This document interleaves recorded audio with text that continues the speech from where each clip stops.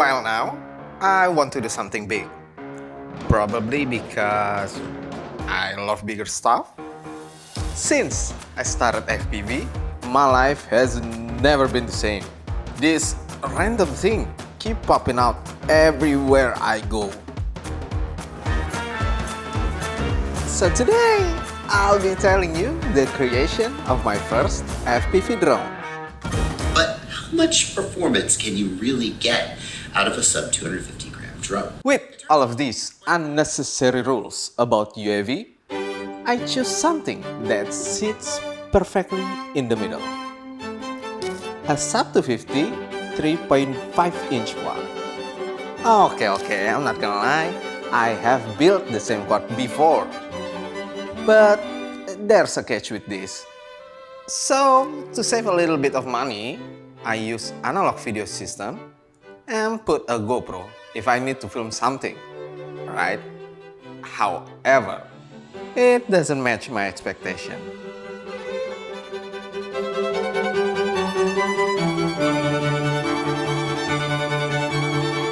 I've destroyed the GoPro, the FPV camera, and also this.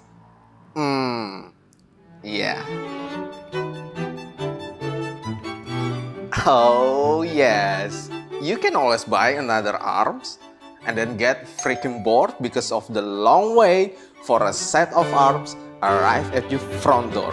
For you to get excited and then build again and then chicken out because you need to wait a full freaking month if you ever broke it again. Okay. Chill out. Not touching that. Okay. It sucks, and we need to fix that. So, on my research, there's a perfect solution to this problem. This little beast called JeNo 35. Oh yeah! This thing is an open source frame by FPV group in French. So basically, I can modify to suit my needs and cut it whenever I need to. Very easy, right? No. Now, you see, this frame is known for the unibody version, not the multiplate version. So when I try to cut it, there's one or two things that we need to change, not that hard. And because I love to do questionable stuff, I just the violent way by learning CAD program for 5 months straight so that I can fix the design to perfectly check all the requirements. Until I think I've lost my mind. What the? Anyway, here's JeNo 35 in my version. Oh yeah! Let's start creating, shall we? First, here's all the hardware that you need to complete the frame. If you don't want the hassle, there are manufacturers that I know that will cut this frame for you. In this case, I'm using 3mm on arms and 2mm carbon on all other parts. Here's the weight of the frame. Second, the parts. For this build, I'm going to use an all-in-one flight controller. It's the JHEMCU GHF722 AIO. Now, most of us probably going to choose this PDB F405 AIO. But lo and behold, the JeNo board is actually lighter than this PDB, even with the heatsink off.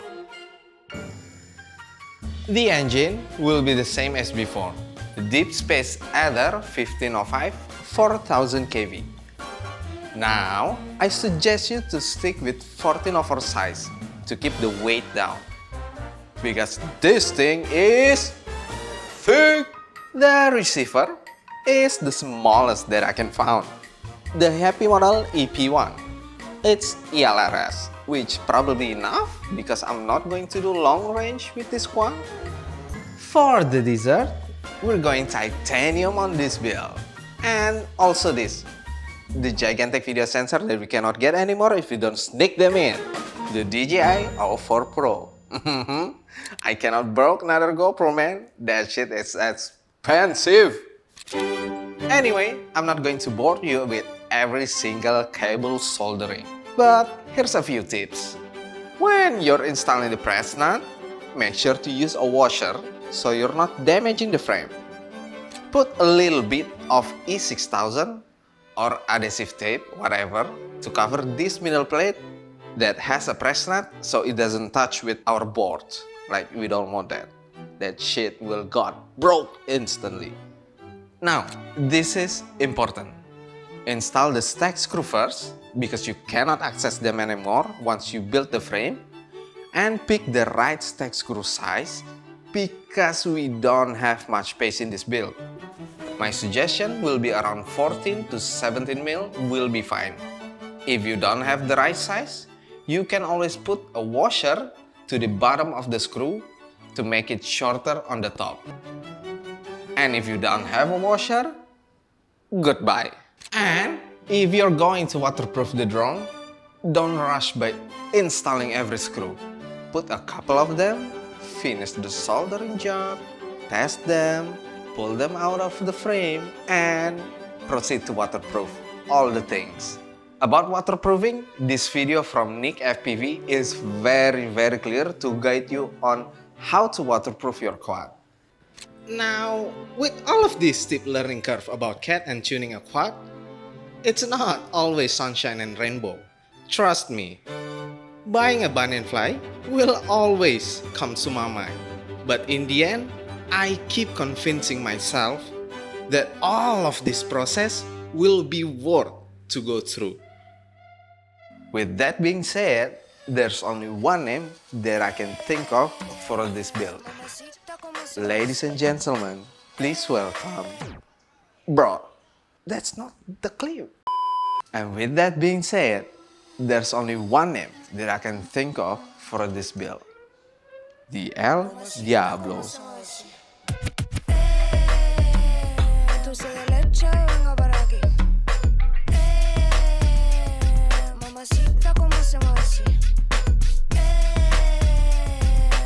So, there's a couple different setup for this build, mainly because the 3D print will affect how much the quad weigh. So, for the first setup, we call it the base. It only has front bumper and the stock overpro antenna with minimal protection. This will make the quad sit at around 244 grams.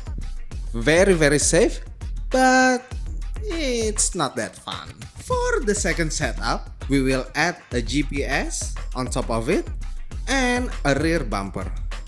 This setup will probably gonna fulfill all of your needs for cinematic flights. That's why we call it the Navi setup. But that's not the El Diablo setup. For the El Diablo setup, we will add a front full cage camera protector, a full protector of arms, a rear bumper, a flyfish stubby bipolar antenna, and a soft-mounted overpro. However, with all of this stuff, you're not gonna sit below 250 grams. Just a little bit though. Mainly because I have an external BEC on top of my AIO. So, yeah, you're good to go. Now, with all the pit units done and other stuff also done, it is time to conquer some lines. Please, sit back and let me fly. Oh yeah!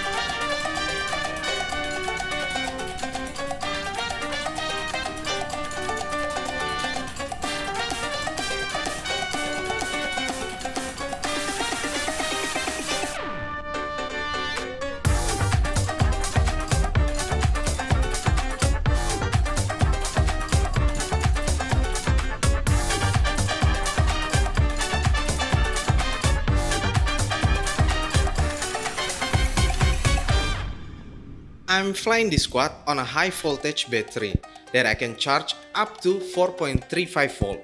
With a 650mAh, you could get around 2 until 3 minutes of flight time. While with a 850mAh, which not gonna be sub 250, you can get around 4 to 5 minutes of flight time. But I do have to admit though, I prefer the 850 more because of the additional fling when I'm freestyling this thing. I think the frame is really the key for this build. It checked all the boxes that I need, especially when it comes to durability.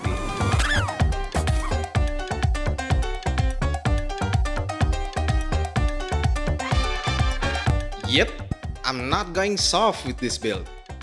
In fact, I am surprised because when I hit this tree at full speed, this quad still managed to fly back to me, even with this condition.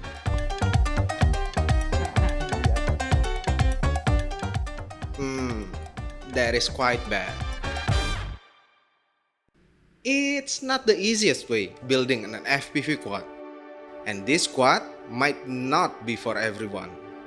But for me, this is my kind of the perfect sub 250 quad. So, to complete the video, I'm going to leave you with that one perfect cinematic shot that I have to wait for weeks just to get the weather to be on my side.